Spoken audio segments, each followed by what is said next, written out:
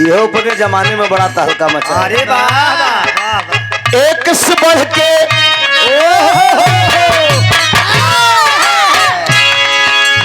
एक से बढ़ के एक से बढ़ के एक देखा ली भैया कसम से मां तोरे ससुरारी में। एक से बढ़ के एक देखा ली भैया कसम से मां तोरे ससुरारी मां। एक से बढ़ के एक देखा ली भैया कसम से मां तोरे ससुरारी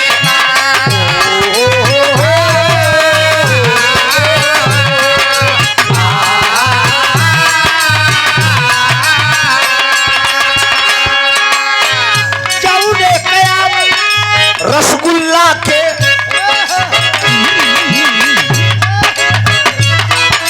रसगुल्ला के फेल करत बा सहुए मिल का गाल तोरे ससुरारी में।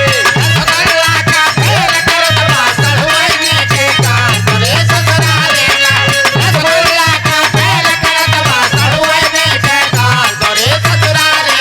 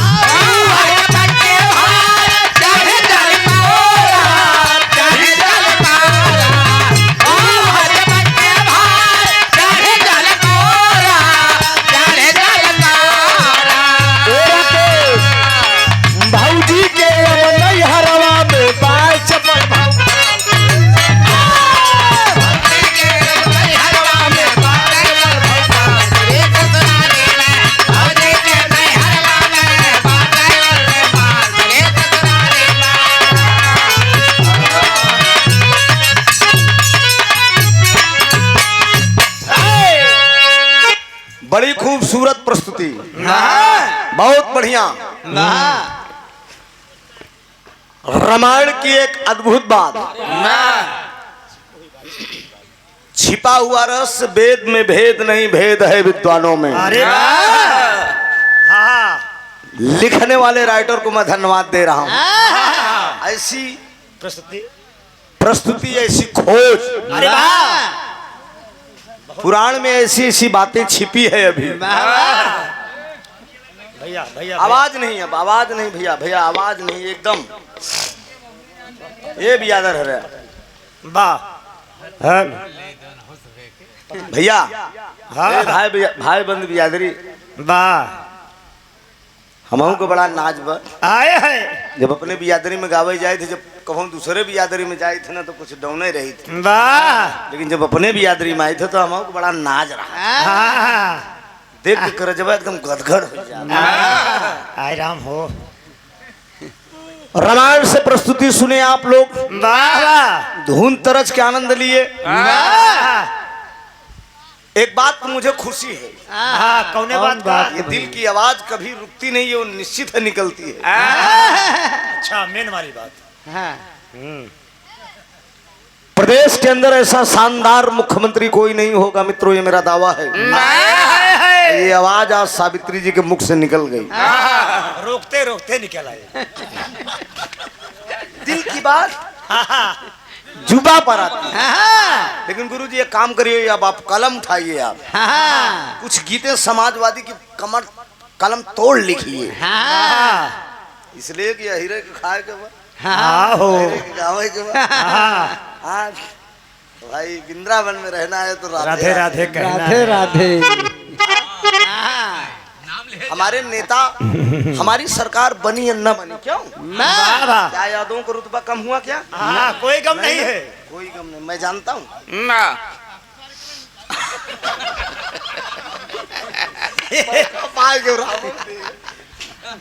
ये बात तो हकीकत है। वाह, पिरहा अगर जीवित है, आए, ये यादों की विरासत है। गावे के चाहे जे गावे धा, हाँ, लेकिन बजावे के चाहे जे बजावे, वाह लेकिन बिरहा अगर इस धरती पे जीवित है, यादव लोगों की बदौलत है। आइए 100 में 90 यादव, 90 यादव हाँ, और 10 में पूरी समाज पूरी जात के लोग हैं। ओह, कभाओ कदाब दुबे जी खान साहब हरन कराए। बहुत जादू जी। 26 साल के गायकी में प्रजात के प्रोग्राम ज्यादा। हाँ ये है कि दूसरे नंबर पर गड़ेरिया है, ये भी बिरहा कराते हैं। तो अहिर गड़ेरिया एक तो है। यादव करण का सम्मान, पाल का सम्मान बढ़ाया, उन्हें बना के थमाए के अपना छोटे ले ले लेते भैया खोद जहाँ खोदे। हाँ, जहाँ इच्छा कहा था। हाँ, हमारा सुंदर प्रस्तुति आप लोगों ने सुना सावित्री जी से। रामायण का प्रस्तुति आप लोगों ने सुना टेलीविजन के माध्यम से। एक मिनट डॉक्टर साहब बोलने दीजिए, मुझे धारा प्रवाह करने दीजिए, मैं बताऊंगा। टेलीविजन पर आप लोगों ने देखा होगा, घरे घरे टेलीविजन चलत बा, रामायण देखत है ना, कृष्ण लीला देखत है, तमाम काल्पनिक कहानी कवि लोग बना के धारावाहिक बना के जो है जनता के बीच में प्रस्तुत करते हैं।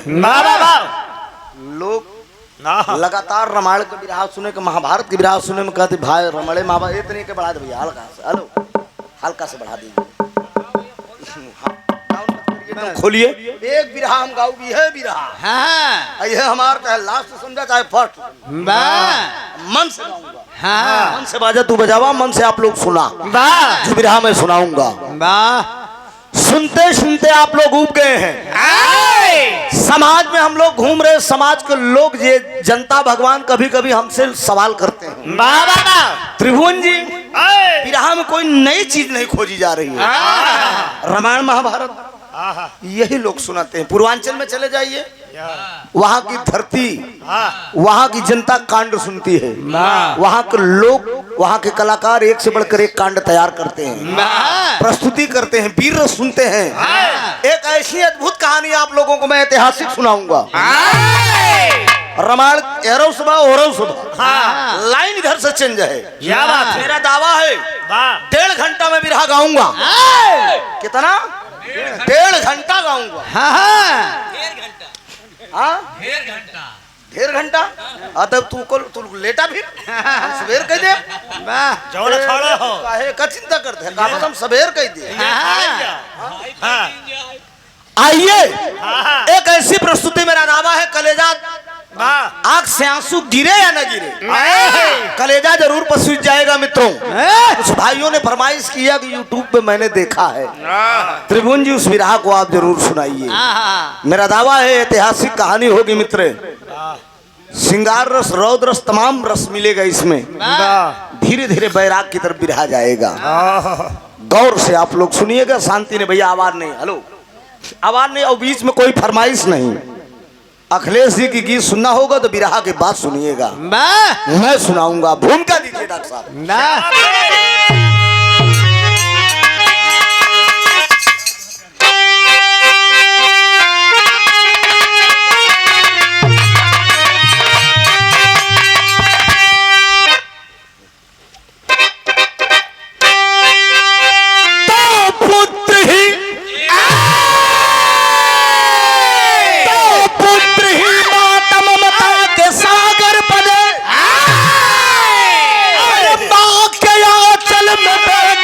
संसार है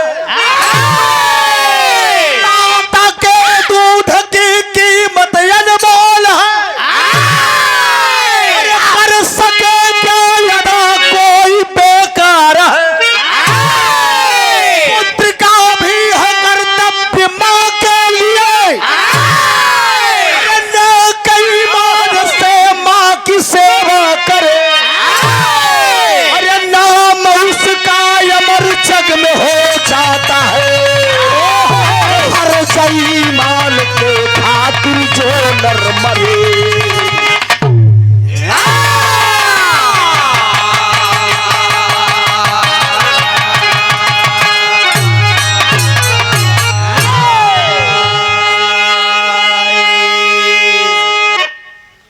लिखने वाले राइटर को मैं धन्यवाद दे रहा हूँ, स्वर्गीय जनाब हैदरअली जुगनू को।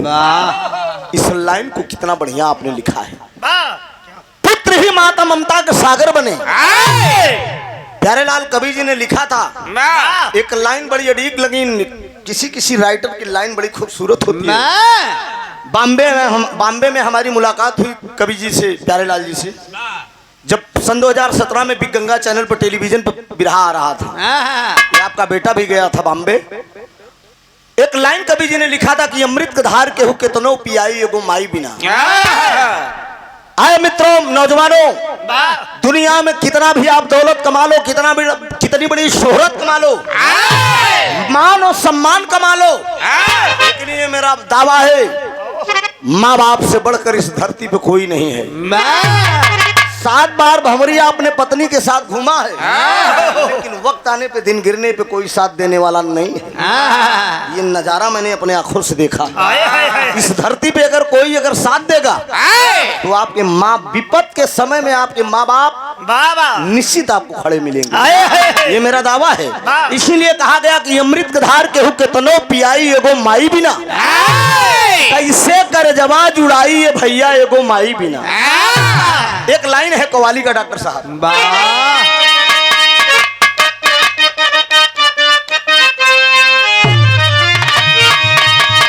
यह लाइन बा, अरे उठो बना नाटक करत। नाटक ना हो, प्रस्तुति हो। इस कव्वाली का लाइन में मेरे अजय बाबू कहा थे कि कव्वाली गावत है तो टोपी लगा के गावा। ये भाव बा, कैसे लाइन बा। ई कव्वाली के पिराहा के पितामह परशुराम यादव जी गावत रहे।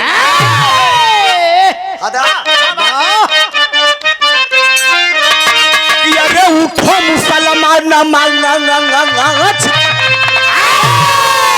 उठो मुसलमान नमाज पढ़ लो, अरे उठो मुसलमान नमाज पढ़ लो, अभी मेरा सर झुका नहीं। उठो मुसलमान नमाज पढ़ लो, अभी मेरा सर झुका नहीं। उठो मुसलमान नमाज पढ़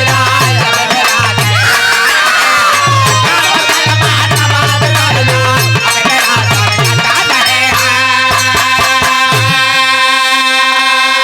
अरे उठो मुसलमान नमाज पढ़ लो, अरे अभी मेरा सर कटा नहीं है। अरे हुसैन जैसा दिया शहादत, हुसैन जैसा दिया शहादत, वैसा कोई नहीं है।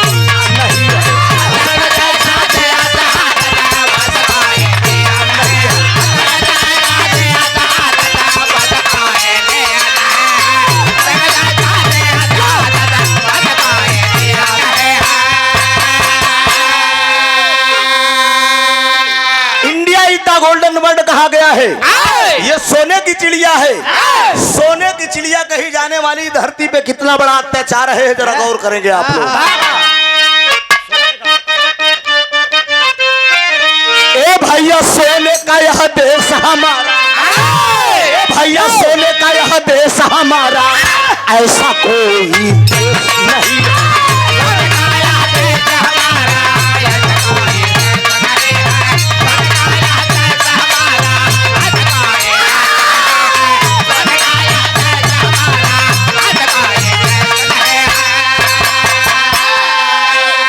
सोने का यह देश हमारा, अरे अब ऐसा कोई देश नहीं है।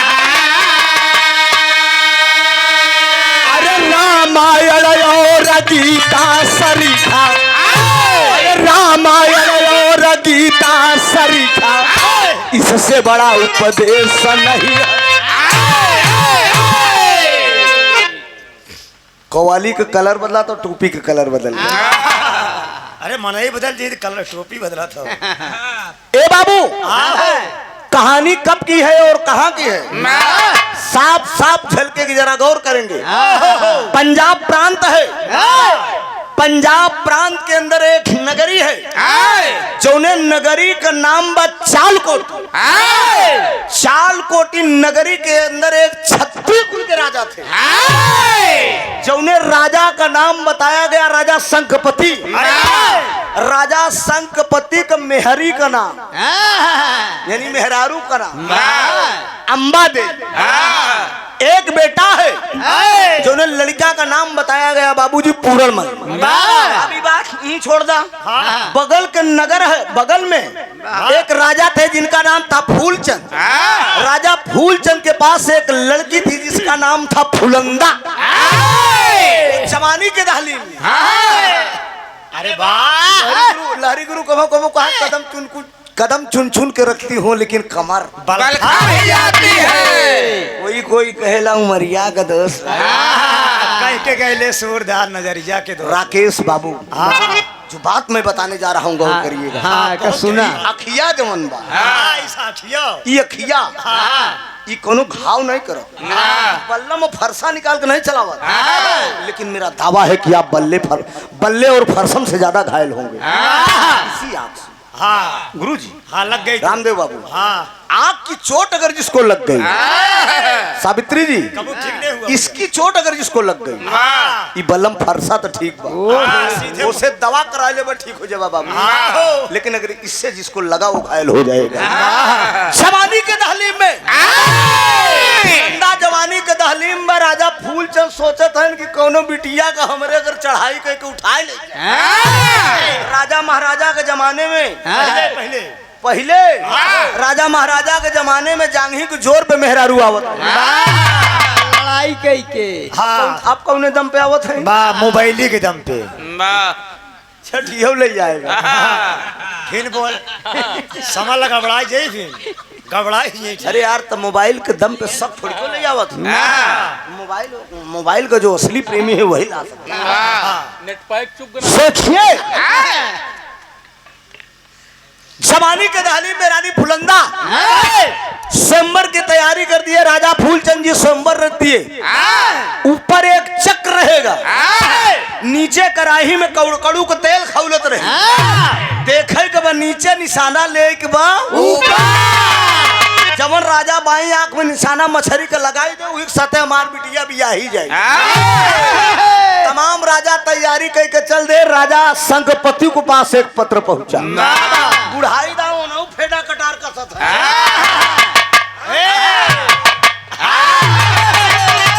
हम भी जाएंगे धनुष तोड़ेंगे। लटको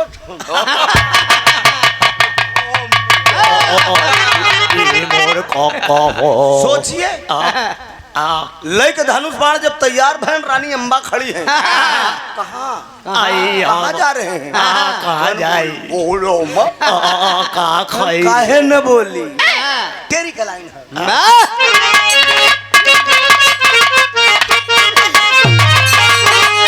अरे मोरे राम अरे बुढ़ौती पे खियाल करा।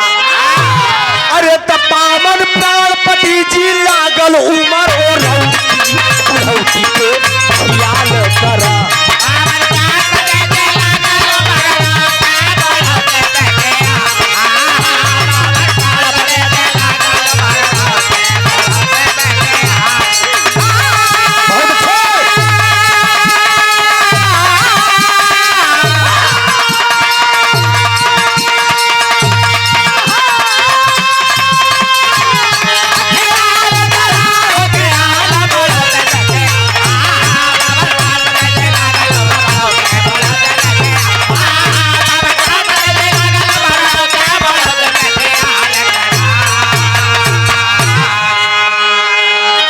चौथे पन में शादी करबा ताना मारेगा संसार। अरे पूजा भजन के उम्र बसजना बेटवा पूरण मल बड़वार। शंखपति जी क्रोधित होई के अंबा देई को दिया फटकार। अरे कायर बन के घर में बैठूं है छत्री बन को धिकार।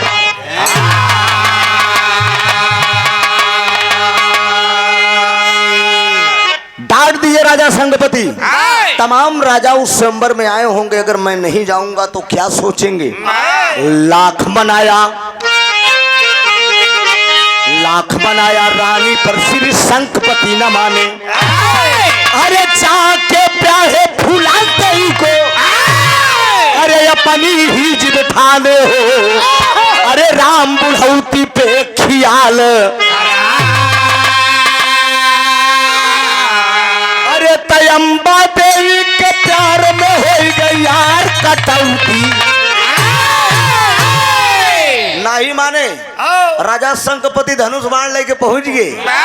अब बुढ़वा जान कर सबसे पहले नहीं के नंबर लगाए आई गुलब्बा में हाथ डाए, एड़ी में रगना लगाए, मरकावा काजर देहे, सुराही जैसे गर्दन, आमे के फांकी जैसे आँखी, रेशम जैसे बार, ऐसे एकदम खड़ी बदोस बाबू जैसे।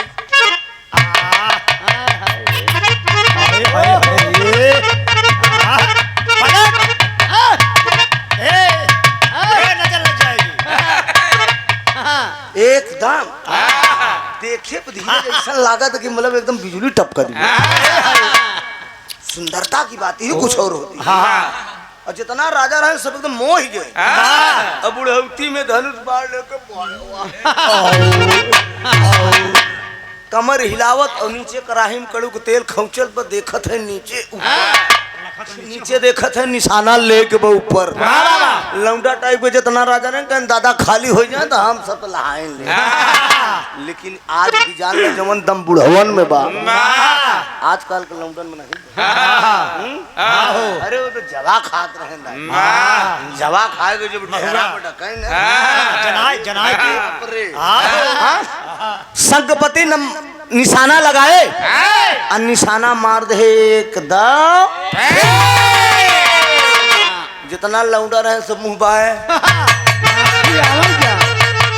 सोचे थे कि यार ये लौंडा तो सबको नंबर ही, बुढ़वा तो नंबर ही काट दे। बाबूजी वो 16 साल का लड़की कहाँ 80 साल का बुढ़वा। राजा संगपति कलाई थामे लिया के चल दे। कहाँ जब रास्ता में पहुंचे कहें एक मेहरारू और रखे कहाँ कोनो दिक्कत नहीं। एक खिराखे ये कि तू जब दुजेड़ तो बहन। अरे अबे हम 80 साल में झेल सकी तू ठेउर आई जाए तब कहा नहीं मार अलग से महल बनवाओ, थोड़ा बाजा और सही करिए भैया, मजा नहीं दे रहा है। हमारे अलग से महल बनवा दा, अलग से महल बनवा दिया गया। एक नौकरानी रख दिया गया, नौकरानी का नाम बादी है। जिंदगी बड़ी खुशी पूछ रहे डॉक्टर साहब मूड बना के दीजिए।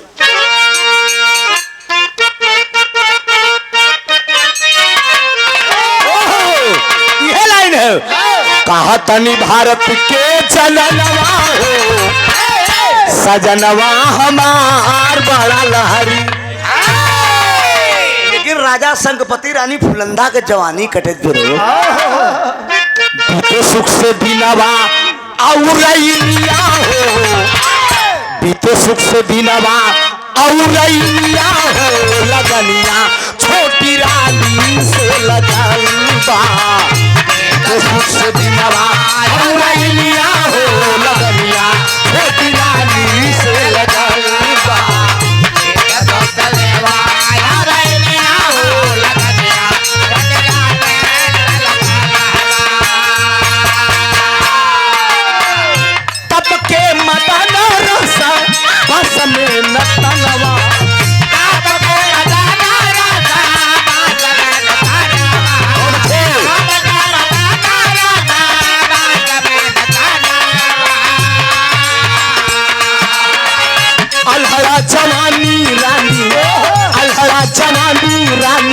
मागे रति दानवा आल्हड़ा जवानी रानी मागे रति दानवा आल्हड़ा जवानी रानी मागे रति दानवा। तू सुख से दिनवा औरैया हो, लगनिया छोटी रानी से लगल बा। तू सुख से दिनवा औरैया हो, लगनिया छोटी रानी से लगल बा।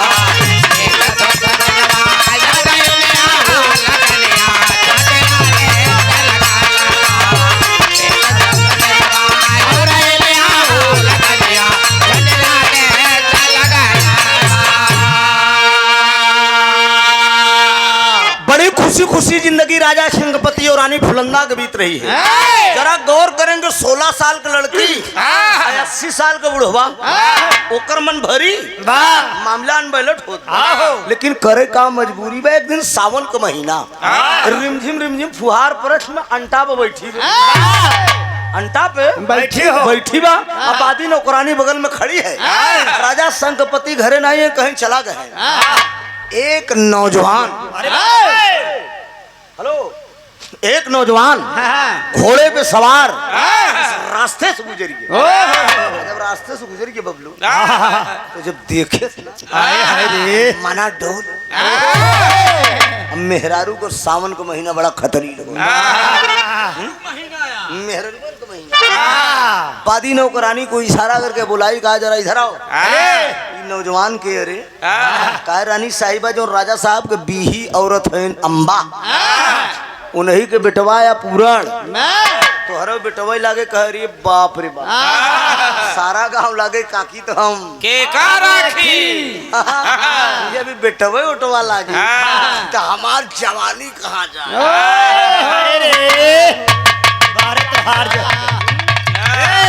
सावित्री तोहार जवानी बहुत करोल भैया करोल पर मन डोल गया। डॉक्टर साहब फिल्म फिर तेरी कहानी।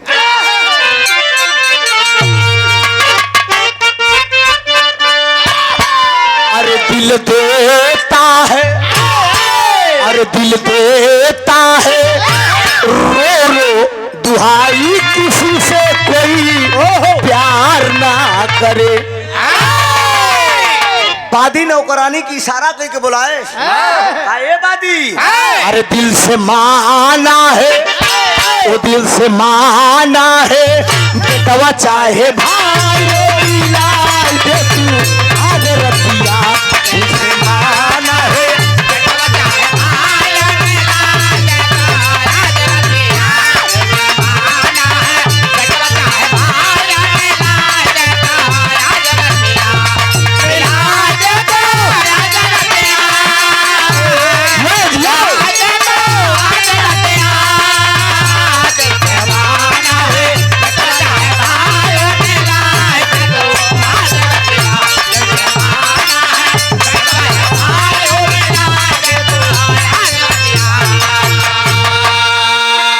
चंचल जवानी जवानी मदम जवानी जवानी मदम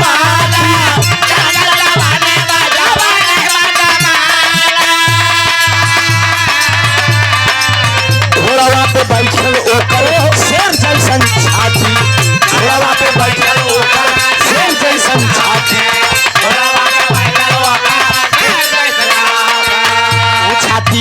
भा केला ओ छाती भा केला ले तू बोलाई रे मिलाई दे तू आज रतिया।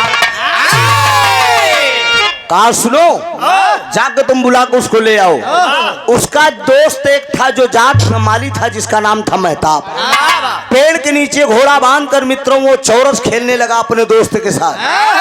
बादी नौकरानी पहुंची, ये रानी फुलंदा जवानी के तालीम में कहा कोनो न कोनो प्रकार से तू बहकाए उसको लिवा के मेरे पास आओ। बादी नौकरानी पहुंची राजकुमार पूर्णमल के पास, कहा राजकुमार जी आपके पिताजी घर पे नहीं है, आपकी मौसी की तबीयत बड़ी तेज खराब है, आप चलिए अपनी मौसी से मिल लीजिए, नहीं तो हो सकता है आपकी मौसी इस धरती पे जिंदा रहे या ना रहे।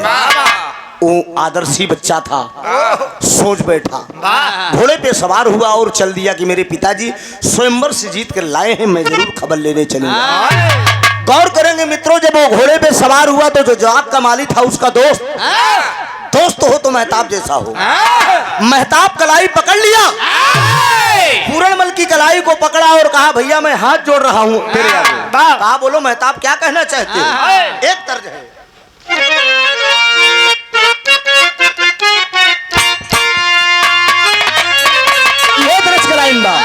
कौनो खिलड़का पान का दुकान लगाए के बढ़िया खाए के पान बैठा रहा। एक लड़की मिजाजी टाइप एकदम अछत बढ़िया पहुंची, काहे पान लगौली, लड़कवा हवा कलर करे कैसे खौली बेटी नहीं समझ में आवली पलट के जब देखे कुछ प्लेटफार्म बदल के पूछो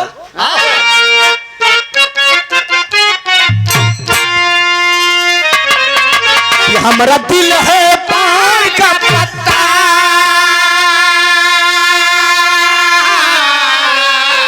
कि हमारा दिल है पान का पत्ता, अरे गोरी इस पे लगा दे चूना, कि हमारा दिल है पान का पत्ता, अरे गोरी इस पे लगा दे चूना कत्था, अरे जर्दा खैबू खैबू मीठा पान गोरिया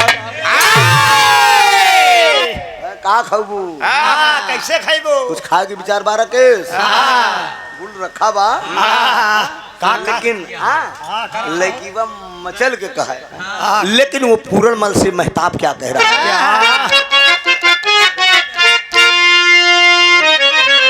मेरी बात मान लो भैया,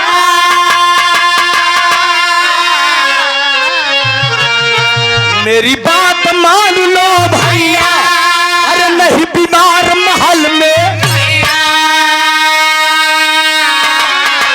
मेरी बात मान लो भैया, अरे नहीं बीमार महल में,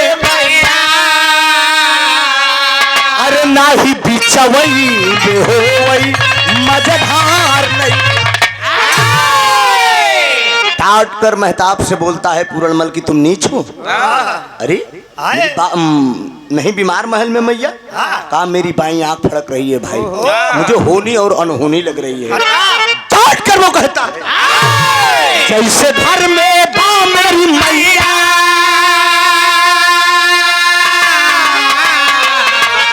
जैसे घर में बा मोरी मैया, वैसे मौसी भी मोरी मैया, जैसे घर में बा मोरी मैया, वैसे मौसी भी मोरी मैया, अरे ना ही बिचवई में होई मजेदार नैया।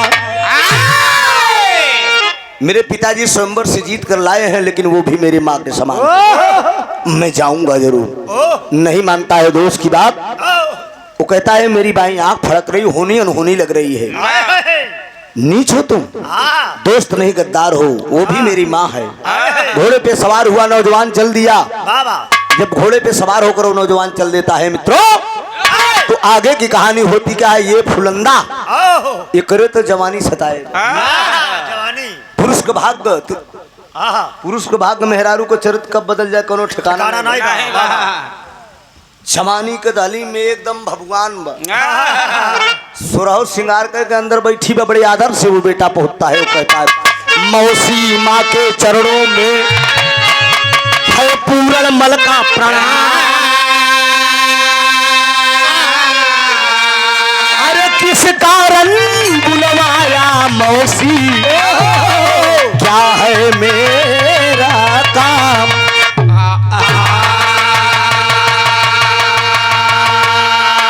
अरे बादी ने जाकर बतलाया मौसी है बीमार, यहाँ और कुछ नजर आ रहा, अब खैर करे करतार।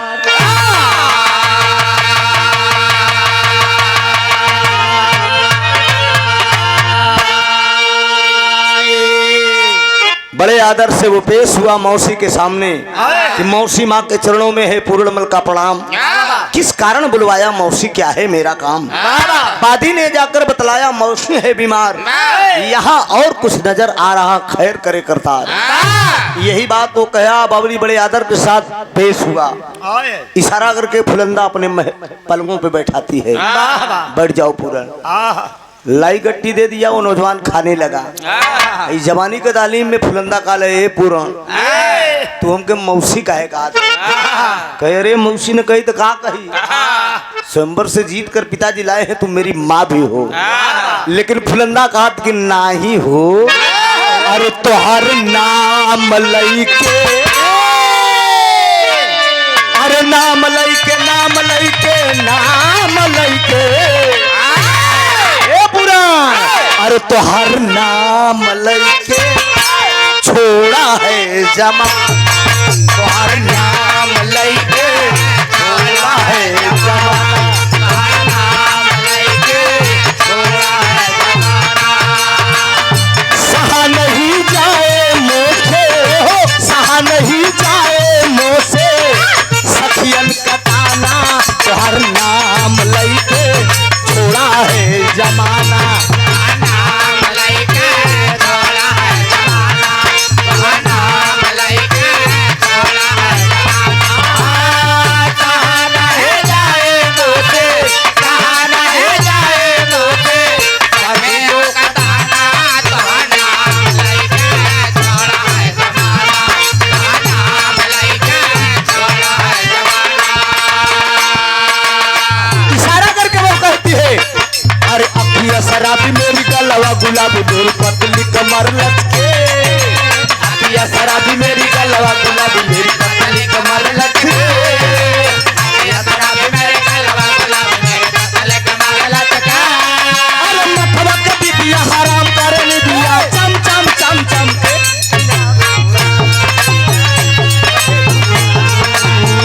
बिना तोरा के ना बजे बिना तोरा के ना बजे गगरा। दिल है दीवाना तेरे पहलू में, दिल हदवन कर पहलावा, दिल हदवन कर पहलावा। अरे दिल से चढ़ दे वो कहलू में, दिल का चाहे दो कहलो मैं, दिल का चाहे दो कहलो मैं। अखियाँ मिला ले मुझे दरवा लगा ले जरा और भी सज धज लूं, अखियाँ मिला ले मुझे दरवा लगा ले जरा और भी सज धज लूं, ये मिला मुझे करवा लगा ले और भी सज धज ला। अरे मथवा के बिटिया हराम करे नी दिया चम चम चम चम के, बिना तोरा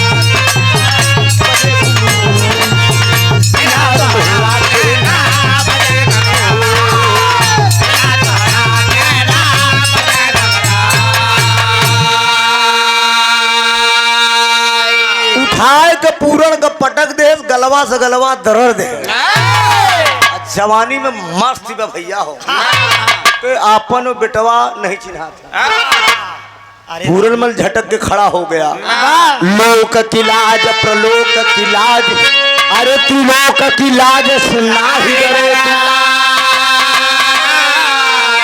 अरे मैं निज धर्म न छीड़ करऊं, चाहे कोटि सहस्र प्रचनन करे तू,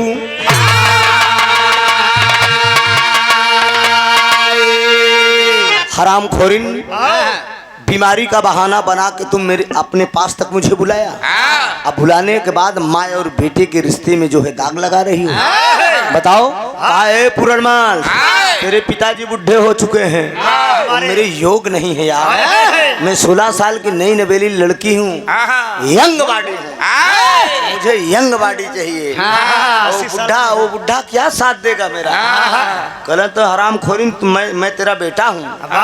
कहा सुनो, अरे ठुकरा के मेरे प्यार को, अरे क्या करते थे साजना तुम मुझसे दूर रह के, अरे हम तो जुदाई में अकेले, अरे छुप छुप के रोया करते थे। लेकिन फुलंदा क्या कह रही है? अरे ठुकरा के मेरे प्यार को, अरे ठुकरा के मेरे प्यार को तुमने बुरा किया, ठुकरा के मेरे प्यार को तुमने बुरा किया, ठुकरा के मेरे प्यार को तुमने बुरा किया, ठुकरा के मेरे प्यार को तुमने बुरा किया। अरे ठुकरा के मेरे प्यार को, अरे ठुकरा के मेरे प्यार को तुमने बुरा किया, ठुकरा के मेरे प्यार को तुमने बुरा किया, ठुकरा के मेरे प्यार को तुमने बुरा किया। और सबकी नजर में तुमने, सबकी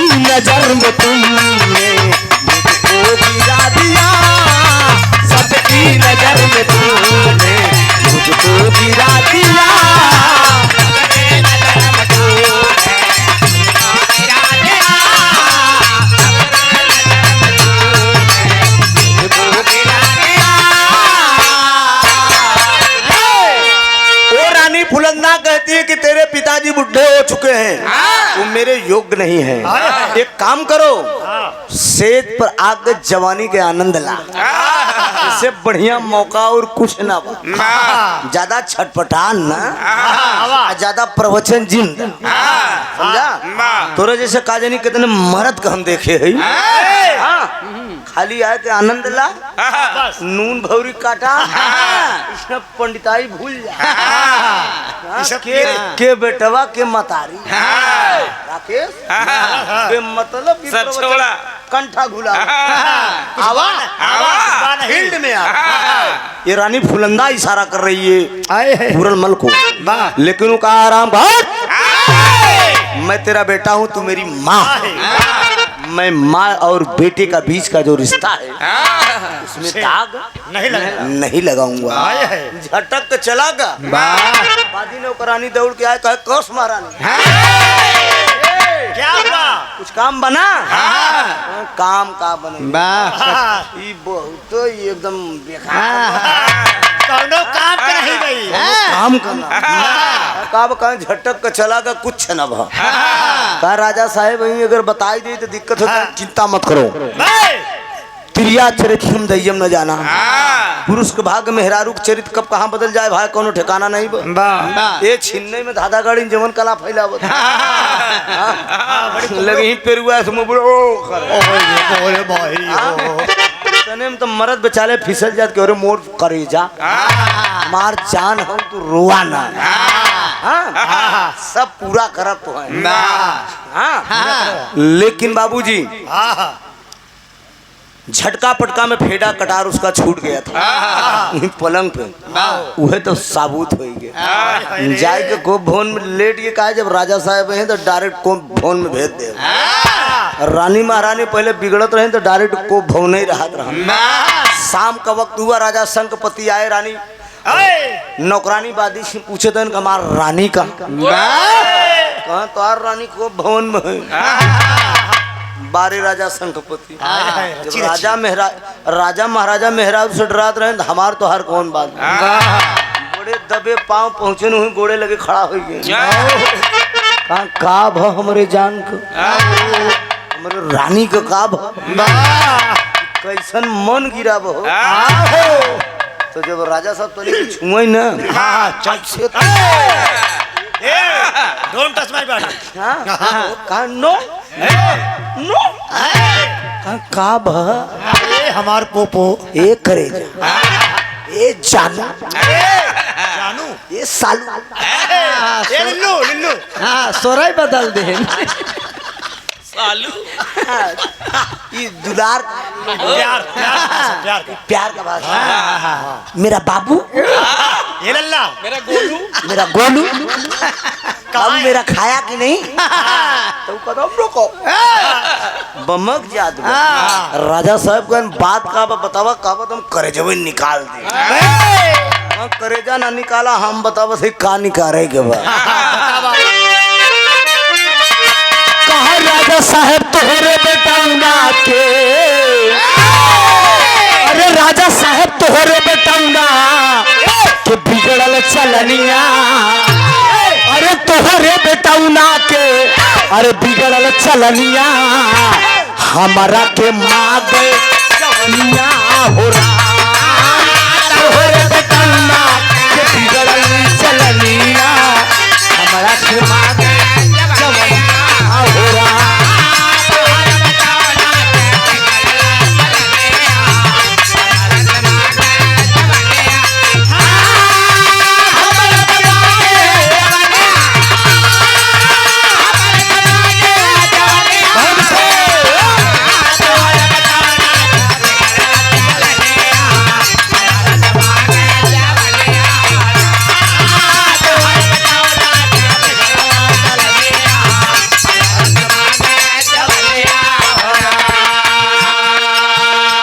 संकपति कहन हमार बेटवा, हमार बेटवा कहन हाँ हाँ तोहार बेटवा, का करस हमार बेटवा, राज बेटवा तोहार हमरे पीछे पड़ा,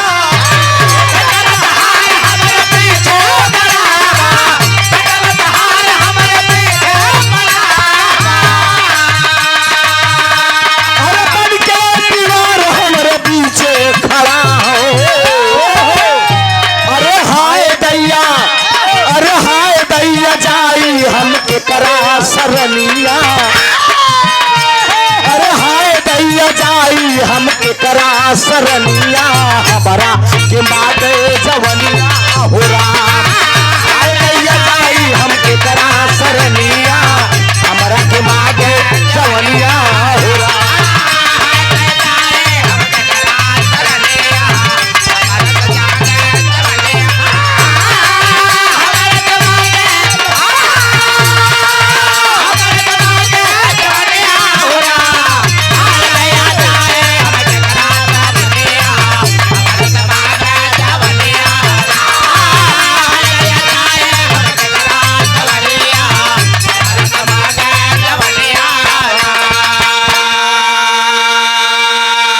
राजा शंखपति के सामने और रानी फुलंदा बताने लगी कि आपका बेटा पूरणमल है ना। कहें हाँ मेरा बेटा पूरणमल है। आपका बेटा मेरे पास आया था, मेरी आबरू लूट लिया।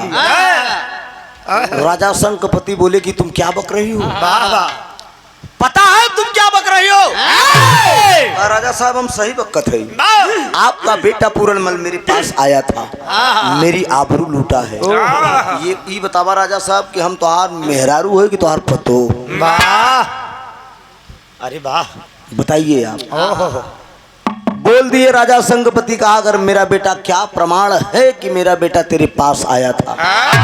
सबूत है। लिवा जाती है बाबूजी। फेडा और कटार जल्दी जल्दी में लपट झपट में पूरणमल का उसी पलंग पे छूट गया।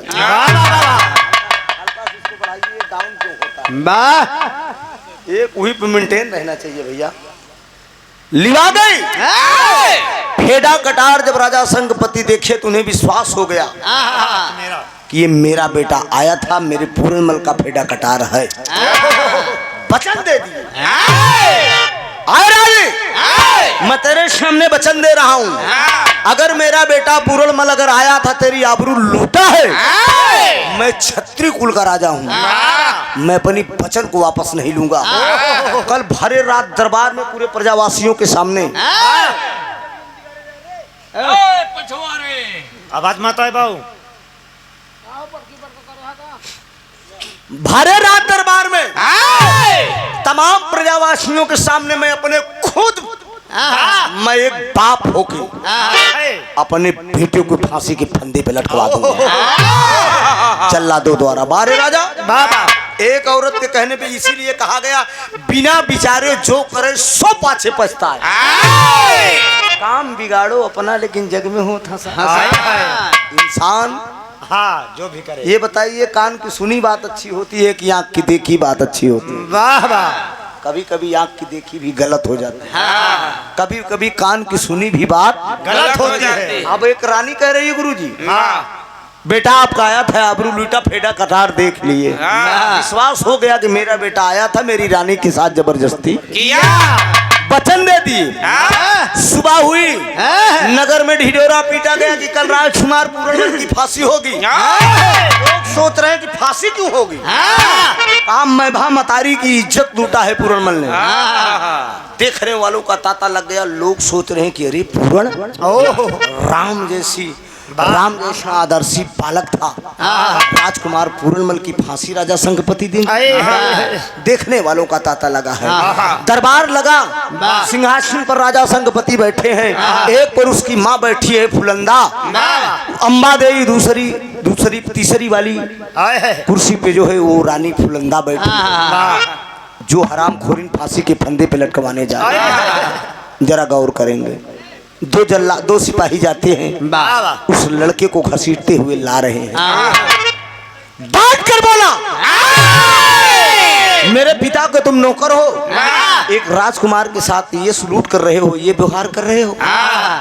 सिपाही बोले कि जब तू राजकुमार था तो था, अब तू एक मुलजिम है। कहा किस लिए? बाबा, अरे बड़ी आवाज आ रही भाई।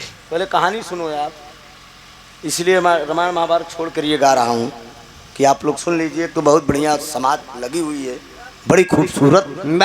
हाँ, लोग बिना सुनने दिया गौर करेंगे।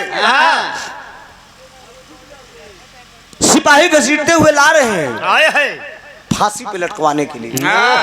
भरे रात दरबार में पूरनमल पहुंचा है। वाह राजा शंखपति से सवाल कर दिया, पिताजी आप मुझे क्यों बुलाए हैं? आया कहा आरामखोर बुलाया हूँ, आज तेरी फांसी होगी। कहा मेरी फांसी होगी? आया है किस लिए मेरी फांसी होगी? ओह कहा तेरी फांसी इसलिए होगी तूने अपनी ही माँ की इज्जत लूटा है। वाह वाह ये कौन कहता है कि मैं माँ की इज्जत लूटा हूँ? आया है रे कौन कह रहा है? फेडा कटार तेरा प्रमाण है। महलों में पहुंचा तो कैसे पहुंचा? बादी नौकरानी से इशारा करके पूछते हैं। बादी नौकरानी भी कहती है कि हाँ राजकुमार आए थे, महल के अंदर रानी से लपटी लपटा किए थे। हाय हाय हाय, वो नौकरानी भी गद्दारी कर गई। वाह पूर्ण समझ गया कि सच्चाई का जमाना नहीं है। एक बात है मित्रों, सत्य परेशान जरूर हो जाएगा आया है लेकिन पराजित नहीं होगा। पूर्ण मन समझ गया कि मुझे कोई नहीं बचा सकता, अब मुझे फांसी पे लटकना ही है। वाह वाह क्योंकि मैं कितना बड़ा भी सफाई दूंगा, लेकिन ये राजा साहब मेरे पिताजी मानने वाले बात नहीं है। फांसी के फंदे पे जब जाने लगा वो लड़का, उस समय अपने नगरवासियों से एक बात वो कहता है, यहाँ भाव दिया गया है।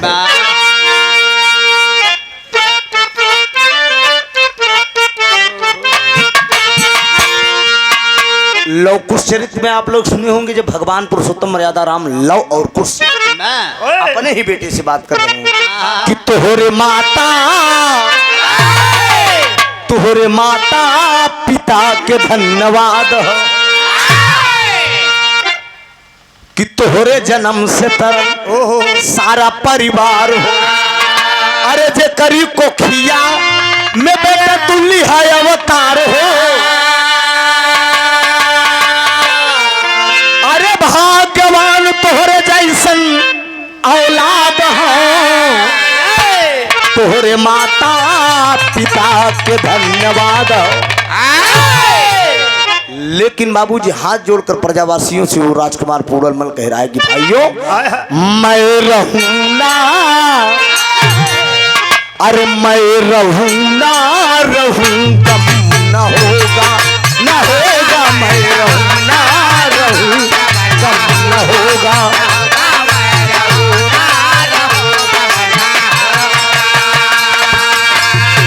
नाम मरने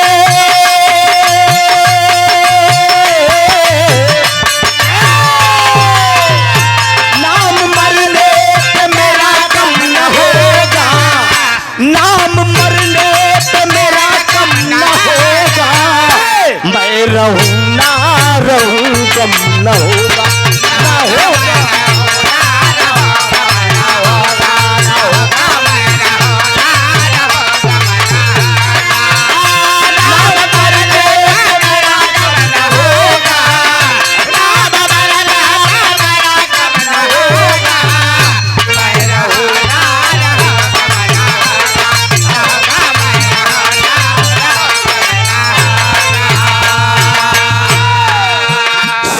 प्रणाम करे सबका प्रणाम करे पूरन ललनावा, तनिको दर्द नाही आवेला रजनवा, तनिको दर्द नाही आवेला रजनवा, तनिको दर्द नाही आवेला रजनवा।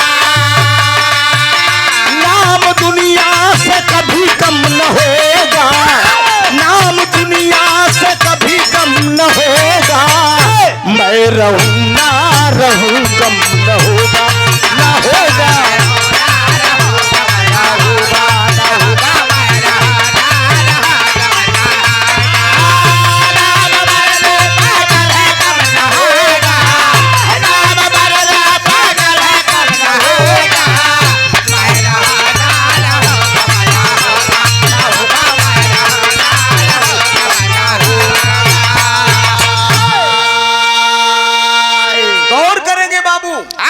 बारे राजा नहीं माने बाबूजी। राजा शंखपति अपने ही औलाद को, अपने ही बेटे को फांसी पे लटकवा दिया। जल्लादों को हुक्म दे दिया कि इस हरामखोर को फांसी के फंदे पे लटका दो। लटक गया वो लड़का, फांसी पे लटक गया, हाथ भर की जीभ निकल आई। जल्लादों से बोले इसकी दोनों आंख को निकाल लो, इसकी दोनों आंख को निकाल कर दे दो मेरी रानी साहिबा को। आंख को निकाल कर बाबूजी उसी हरामखोर फुलंदा को दे दिए। यह ससुरा तोहारी इज्जत लूटे रहन। वो हराम खोरिन हंसते हुए अपने पैरों से कुचल दिया। जब पैरों से कुचल दिया बाबूजी, कुछ दिन के बाद आए मेरे मुकद्दर के मालिक, बिरहा बहुत कलाकारों से आप लोगों ने सुना होगा। ए, क्या यार मजाक तमाशा बना रहे हैं? पृथ्वी वीरों से खाली नहीं है, लेकिन यहाँ कहानी आए है। अरे यार क्या बताऊं, बिरहा नहीं सुन रहे हो आप लोग, मैं समझ रहा हूँ। तो तू लोग बिरहा नहीं सुना तो हम ड्यूटी हम अपन काला पूरा करते, काला पूरा करे लागत के कि पैसा लेके आई कालापुर के सवेर के निकल के ले गौर करेंगे। वो भी लड़का फांसी पे लटक गया, हाथ भर की जीव निकल आई, आँख को निकाल कर रानी फुलंदा को दे दी। वो हंसते हंसते पैरों से कुचल दिया। लेकिन एक नया मोड़ फिर आया। यही से कहानी मोड़ ले रही है। कहानी क्या मोड़ ले रही? गुरु गोरखनाथ, गुरु गोरखनाथ रहिया से आए, गुरु गोरखनाथ रहिया से आए। कुआना में पूरण मल की लाश जब पाए, कुआना में पूरण मल की लाश जब पाए,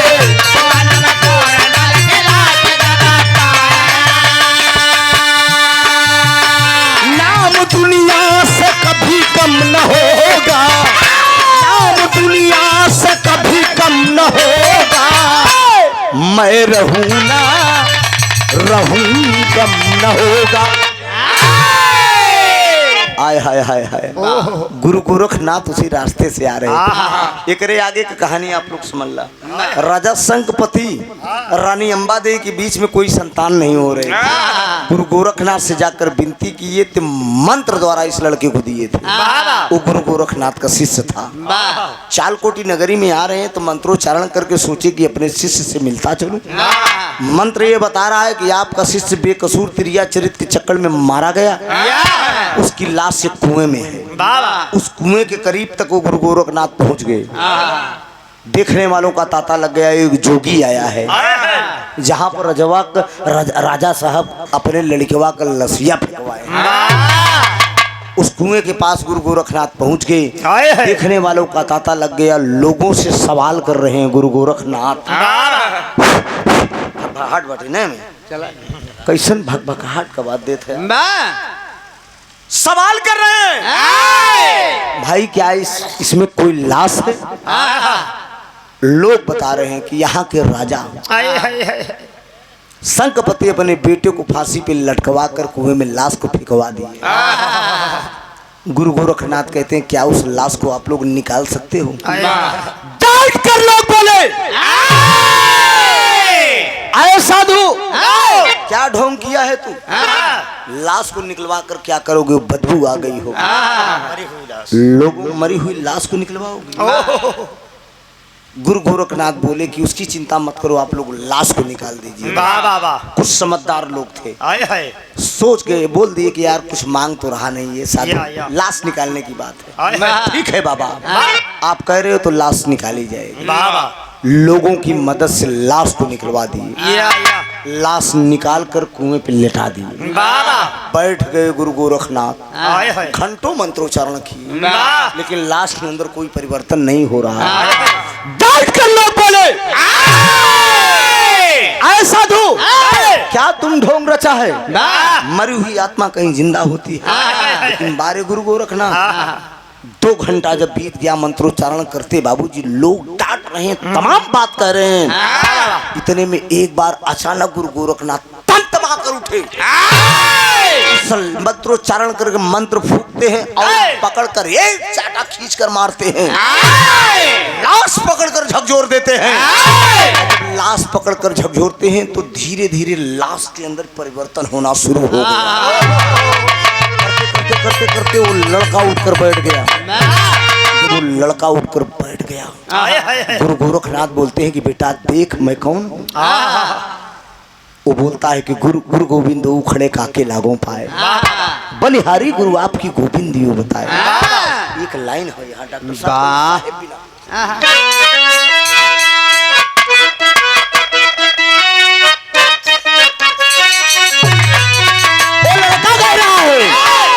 चरनिया पुजाए जा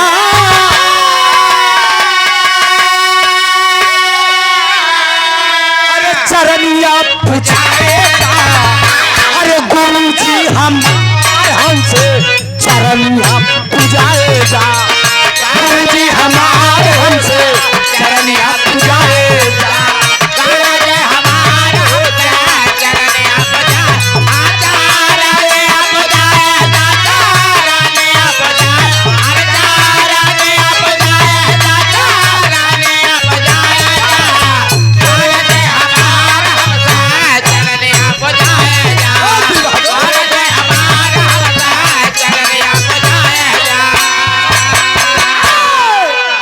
अरे यही रे जगतिया में के दी है सहारा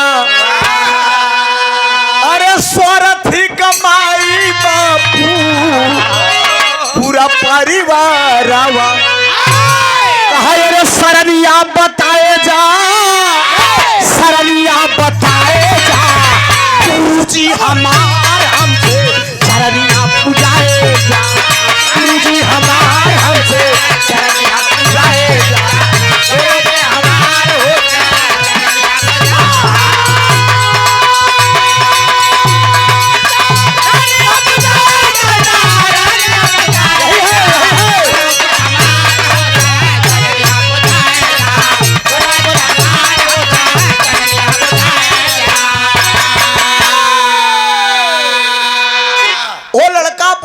कहता है कि ना मेरे लिए माँ न मेरे लिए बाप ना मेरे लिए सकल समाज न नात न रिश्तेदार न कुटुंब परिवार इस धरती पे मेरा कोई नहीं है। इसलिए कि अगर मेरे पिता को औलाद की जरूरत होती तो एक औरत के कहने पे फांसी पे न लटकवाता। मैं किसी के मेरे लिए कोई नहीं है। मैं आपके शरण में चलूंगा आप मुझे अपनी चरणों में जगह दीजिए। नहीं मानता है लड़की, गौर करेंगे यही से कहानी मोड़ ले रही है। वो लड़का पूर्णमल दूसरे जन्म में बाबूजी अपने गुरु के साथ चला गया, गुरु गोरखनाथ के साथ खेमा में गया और जोग रमा लिया, जोगी का भेष धारण कर लिया, लगा भिक्षा मांगने। भिक्षा मांग रहा है लोगों के बीच, मांगते मांगते मांगते मांगते मांगते मांगते जगह जगह पर अन्न गुदरी लोटा थाली पीतल जो भी मिला जमन कुछ मिला था, सोना चांदी जिक्र जमन भैया तमन देत है। दान करने से कभी घटता नहीं है, ये जान लीजिए। कभी भी भिखारी दरवाजे पे आए चाहे 1 ही रुपया दीजिए लेकिन दीजिए, देना चाहिए। अगर आप दान देंगे तो वो परमात्मा आपको देगा। जो पाप आप करते हैं उसमें कुछ न कुछ कटौती निवारण होता है। इसीलिए दरवाजे पे आया हुआ अतिथि भगवान के स्वरूप होता है। आज 14 साल का दिन बीत गया। उस जोगी को भिक्षा मांगते मांगते एक दिन गुरु गोरखनाथ सवाल कर दिए उस लड़के से, जोगी से। हल्का से इसको बनाइए। हाँ, भगभगा रहा है यार। बोले बेस कम करिए इसको, डबल डाल दीजिए और मीट कर दीजिए, हल्का से टोन मारिए तो यार मस्त बोलेगा। हेलो गुरु गोरखनाथ एक दिन बोल दिए, बेटा तेरे भंडारे का समय हो गया। ऐसा आप लोग भी देखे होगा। कौन तोरे गांव देश से क्यों जोगी बना बना है कोई? भिक्षा लेने वो जरूर आया होगा, किसी न किसी भेष में भिक्षा लेने आया होगा, परिवार का किसी सदस्य से लेकर गया होगा। जब तक जोगी लेकर नहीं जाएगा उसका भंडारा संपन्न नहीं होगा। ऐ मेरे मुकद्दर के मालिक, जरा गौर करेंगे वो 14 साल के बाद वो राजकुमार पूर्णमल, आज तो रोते रोते उसकी माँ भी आंख की अंधी हो चुकी है। अम्मा राजा शंखपति भी रोते रोते कि मैंने बहुत गलत किया अपनी जिंदगी में। एक औरत के कहने पे मैंने अपने ही खून को, अपने कलेजे के टुकड़े को फांसी के फंदे पे लटकवा दिया। वो जोगी चालकोटी नगरी में अपनी माँ से भिक्षा मांगने के लिए आ रहा है, अपने गुरु के इशारे पे। 1 मिनट के खातिर यहाँ हमें त्रिभुवन गवैया ना समझा, कुछ झलक हम पूर्ण कर दिखाओ जोगी कैसे चलता है।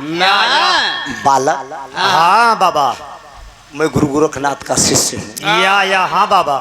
तुम मेरे खेमा में हो। हाँ मेरा बड़ा प्रिय शिष्य हो। वाह। जरा मेरा पीताम्बर पीताम्बर थमा दे। लीजिए बाबा। गौर करेंगे वो जोगी चल कैसे रहा है। बिरहा में एक दुइये गवैया ही झलक मारा थे। जाबाज राम जन्म या तो हमारे बड़े आदर से बिरहा में राम जन्म हमके करेजा का टुकड़ा मारा था। कभी कभी बात होती है तो 2-2 घंटा फोन पर बात होती है। या तो राम जन्म जाबाज चंदौली के या तो इलाहाबाद की नटवा। बिना भेष रंगाए भिक्षा मिले वाला नहीं हो। बालक वो जोगी चल रहा है। जरा गौर करेंगे बाबू। बेटा हाँ बाबा। जरा तेना हाँ गुदरी मेरी। हाँ, लीजिए बाबा। ये तू बड़ा शरारती ये गुदरी है बाबा। किसी दिन मैं तुझे शराब दे दूंगा। वाह कच्ची पक्की बाबा। गलत अल्फाज नहीं, ये बाबा का दरबार है। शराब नहीं शराब दे दूंगा। ठीक है बाबा। उठाओ। वो जोगी चल रहा है। एक समान। हाँ बाबा। पीतम्बर जरा दे। हाँ अब गौर करेंगे बाबू। बाबा जी माला नहीं है, रुद्राक्ष वाला। मुझे मालूम है कि तू चिलबिला में ही छोड़ दिया। हाँ बाबा। माला कंठी उतार के कुछ गड़बड़ काम करे लगे। अरे पीने खाने लगा था ना ये। गलत अल्फाज है। धर्म के नाम पे गलत काम मत करो कि जो और साधु संत कर रहे हैं। हम लोग भगवान में लीन हैं। लीन है तो लीन ही रहना चाहिए। गौर करेंगे। आए मेरे मुकद्दर के मालिक, श्रोता सज्जन मेरे भगवान, मैं कोई जोगी नहीं हूँ। क्या बात एक झलक दिखा रहा हूँ आप लोगों के बीच में। ये भी एक कला है। वो जोगी आया है। जरा गौर करेंगे। 10 रुपए, 20 रुपए, 1 रुपए, 2 रुपए, 4 रुपए, 5 रुपए लोग पान और गुटखा खाकर थूक देते हैं। लेकिन धर्म के नाम पे मैं देखता हूँ कि समाज में इस महफिल में कितने लोग ऐसे हैं कि जो धर्मी बैठे हुए हैं।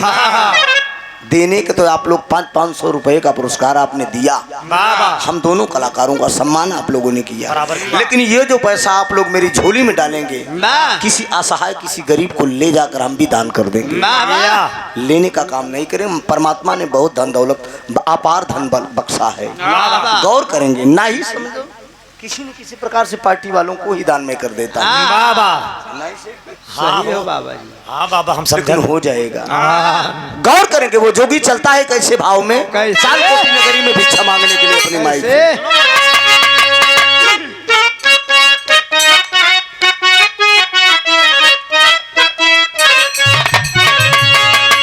अरे नारी के करनवा भरत हरी, नारी के करनवा भरत हरी पानी गईले जोगी आय रे दानी, गईले जोगी आओ, जोगी बन के छोड़ला नारा जपा आखिरा के आई हो रामा।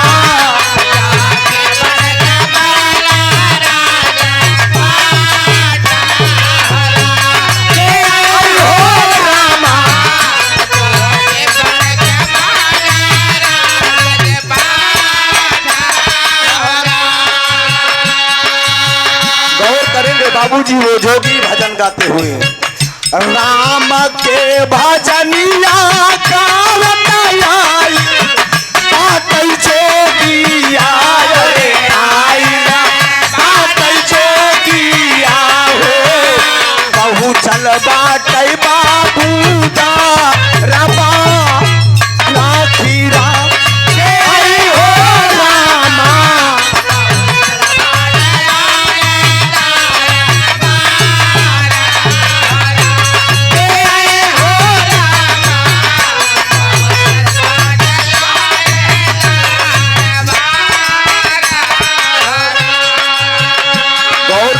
बाबूजी इस धरती पे कर्ण आया था। कर्ण आया, सोने का दांत दान दिया। स्वर्ग पहुंचा तो खाने के लिए सोना और सोने के लिए सोना मिला उसे।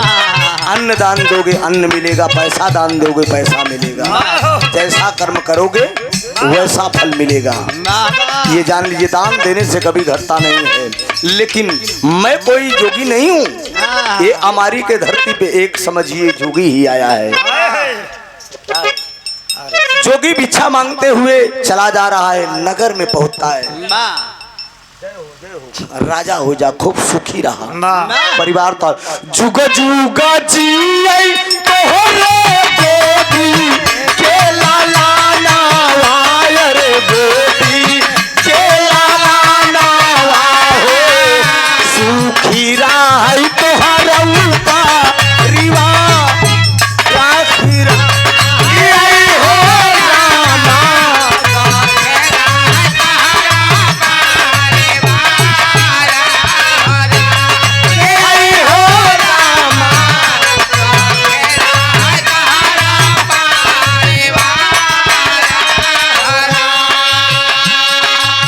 यही भजन को गाते वो जोगी जब आगे बढ़ता है, रानी फुलंदा की निगाह पड़ती है, जिसके कारण उसकी फांसी हुई थी।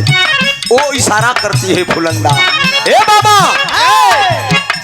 काउले करनावा बाबा जोगा वा रामावाला, ये बाबा जोगा वा रामावाला हो, जोगा वा रमा के भिखिया मा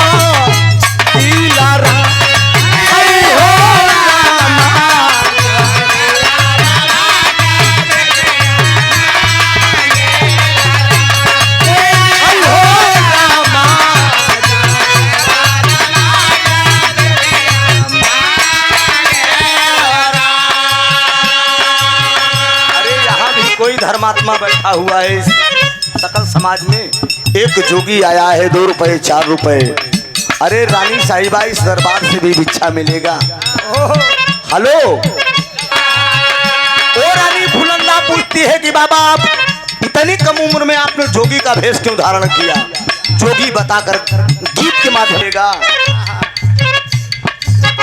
अरे जोगी आया है, बाजा वाले भैया कुछ दान मिलना चाहिए ना। ये जोगी बार बार आपके दरवाजे पर नहीं आएगा। 1 रुपया 2 रुपया जो भी हो, आप परमात्मा जो भी आपके भंडार में दिए हो दे दीजिए। कर्म का जोगी नहीं हूँ, कोई मांगने वाला फकीर नहीं हूँ, जो हो आपके पास। एक आना भी मेरी झोली में डाल देंगे, वो भी जोगी को स्वीकार है। कोई लालच और मोह नहीं है मुझे, जो भी स्वेच्छा से मिल जाएगा जोगी उसे स्वीकार कर लेगा। प्रभु परमात्मा का प्रसाद है ये। गौर करेंगे बाबूजी, भजन को गाते हुए जोगी आगे बढ़ता है, 2 सिपाही मिलते हैं।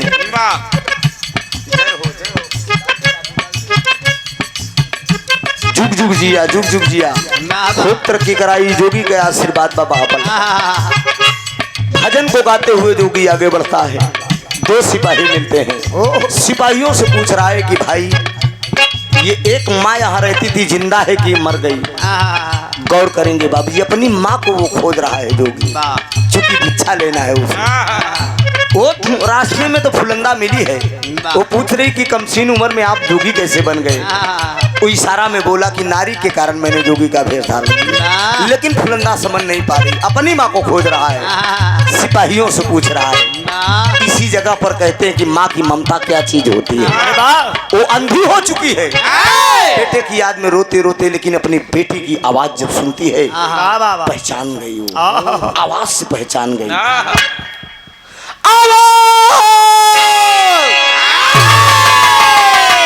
अवाक होकर वो अंधी माँ कहती है कि बेटा तू पूर्ण मला है।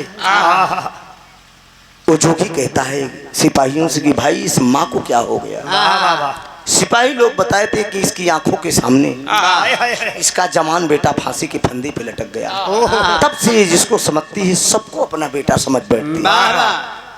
लेकिन बाबूजी वो अंधी माँ जिद कर रही है, मेरे अस्तन का दूध ये गवाही दे रहा है कि तू मेरा बेटा पूरनमल दूसरे जन्म में जोगी बन के आया। गौर करेंगे बाबू, आखिर आखिर में वो जोगी बार बार मना कर रहा है कि नहीं माँ, मैं तेरा बेटा नहीं हूँ, मैं एक जोगी हूँ, हाय हाय मुझे भिक्षा दे दो, मैं आगे बढ़ू। कहा नहीं बेटा, वाह मेरे स्तन का दूध ये गवाही दे रहा है कि तू मेरा बेटा है। आया है मेरे दरवाजे पे जोगी बन के, क्या बेटा हाय हाय तुझे भिक्षा चाहिए? आखिर में गौर करेंगे मेरे मुकद्दर के मालिक, विराह के सुनने वाले श्रोता भगवान, गाना भी केवल 5-7 मिनट का बचा हुआ है कहानी। उस अंधी माँ की जिद के आगे उस जोगी को अपना भेद खोलना पड़ा। भेद खोल कर वो कहता है कि हाँ माँ, मैं तेरा बेटा पूर्णमल हूँ, बाबा दूसरे जन्म में मैं जोगी बन के तेरे दरवाजे पे आया हूँ। हाय हाय हाय दूसरा जन्म मेरा जोगी को हुआ है। ओ अम्बा देवी कहती इसी आंखों के सामने तेरी फांसी हुई थी। या अरे बेटा, एक बार ये आंख ठीक कर दे, मैं अपनी निगाहों से तुझे देखना चाहता हूँ। वो जोगी कहता है कि आंख तो ठीक कर दूंगा, तू देख भी लेगी, लेकिन देखने से क्या फायदा, तू तुरंत जमीन पर गिरेगी और खत्म हो जाएगी। कहा मैं मर जाऊंगी मुझे मंजूर है, लेकिन मैं एक बार तुझे देखना चाहती हूँ। गौर करेंगे भरी रात दरबार में चर्चा का विषय बन गया कि राजकुमार पूर्णमल दूसरे जन्म में जोगी बन के आया है। राजा शंखपति भी दोनों आंख के अंधे थे, वो भी दौड़े दौड़े आए कि मेरा बेटा दूसरे जन्म में जोगी बन के आया। लेकिन बाबूजी मंत्रोच्चारण करके आंख पे फूंकता है, माँ की आंख ठीक होती है। जब आंख ठीक होती है तो दोनों माँ बेटी आपस में गले मिलते हैं। आपस में गले मिलने के बाद फपक कर उस राज दरबार में रोते हैं। और रोने के बाद ठीक 5 मिनट के बाद उस जोगी के हाथ से वो अंधी माँ छूटती है, जमीन पर गिरती है और तुरंत खत्म हो जाती है। जब वो खत्म हो जाती है तो वो जोगी आगे बढ़ जाता है, गाते हुए कि नारी के करनवा भरत हरी पानी गईले जोगी आए माई पानी गईले जोगी आए जोगी बन के छोड़ा लगा जपा जोगी बन के छोड़ा लगा जपा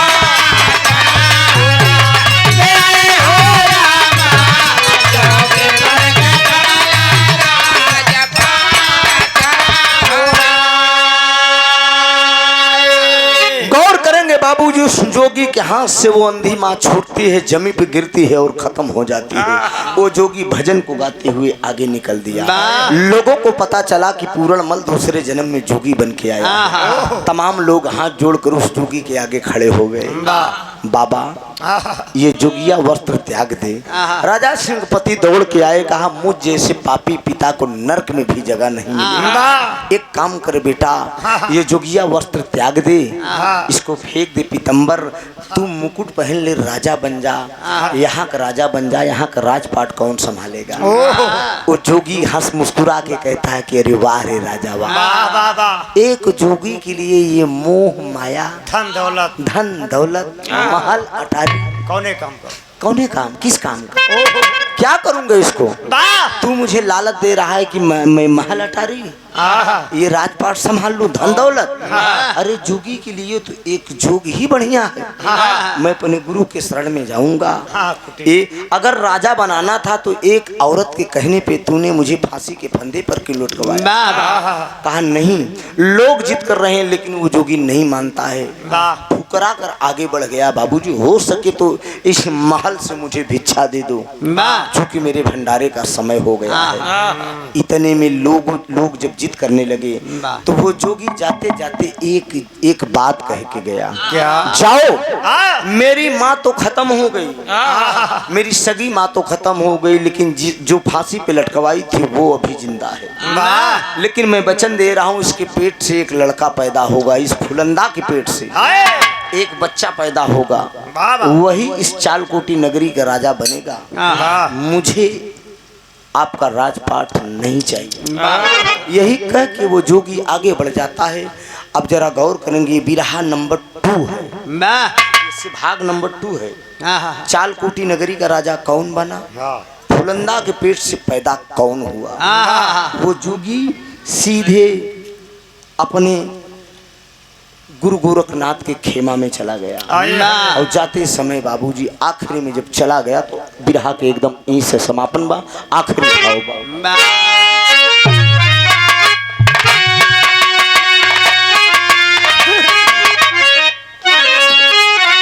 अरे पिरान होई बगिया, अरे पिरान होई बगिया, अरे ऐसा ना कमाई बेबी रान होई बगिया, ऐसा ना कमाई बेबी रान होई बगिया।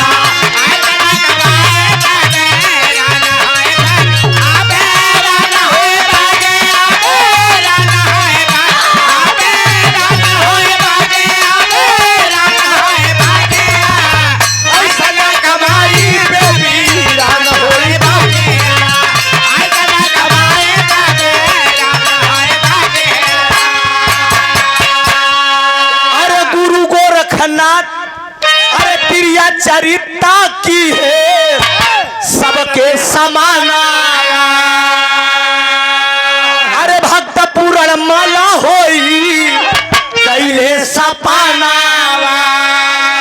अरे केहू के अब जीवन में लगाई दिहले यादिया, ऐसा ना कमाई बेबी रान होई बगिया।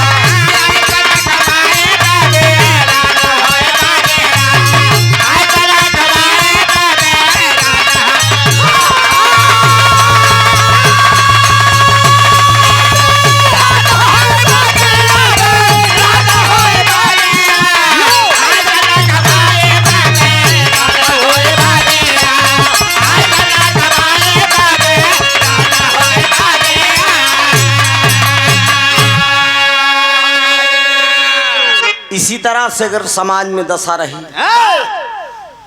माँ ममता अगर कलंकित करती रहेंगी, ये ऐतिहासिक कहानी थी। सोचिए, वो भी एक बेटा था लेकिन माँ का दामन को दाग लगा दिया। एक रानी ने एक राजकुमार को फांसी के फंदे पे लटकवा दिया। ऐसा नहीं होना चाहिए। इसका दूसरा भाग चैनल के माध्यम से आप लोगों के बीच में रिकॉर्ड स्टूडियो पे डाल दिया जाएगा। यूट्यूब के माध्यम से आप लोग सुनेंगे। चालकोटी नगरी का राजा कौन बना, फुलंदा के पेट से पैदा कौन हुआ। ये प्रयास जारी है। बिरहा नंबर 2 भाग नंबर 2 की बड़ी तेज मांग है। नेवादा टेकी पट्टी में बिरहा दंगल होता है। अभी से वो लोग बोल दिए हैं कि बिरहा इसका भाग 2 हमारे मंच पे आपको गाना है। इस बार बिरहा आपका विजय डिक्लेयर कर दिए हैं वो लोग कमेटी को, मास्टर साहब। ये समाज की ये दशा है। यहीं से कहानी खत्म है। सावित्री जी से सेवा लेंगे आप।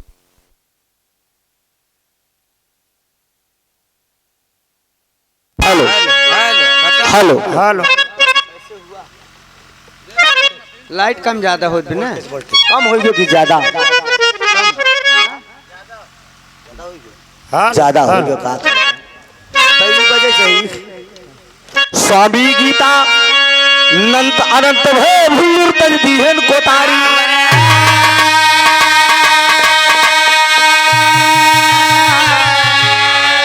रामधार हैदर अली जुगनू गुरु अनिल की बाबली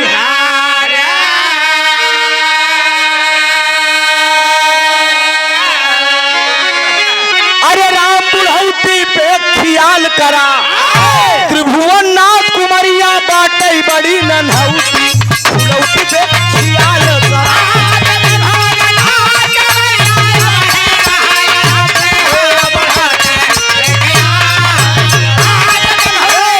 हमार कहा माना राजा जी हो, हमार कहा माना राजा जी।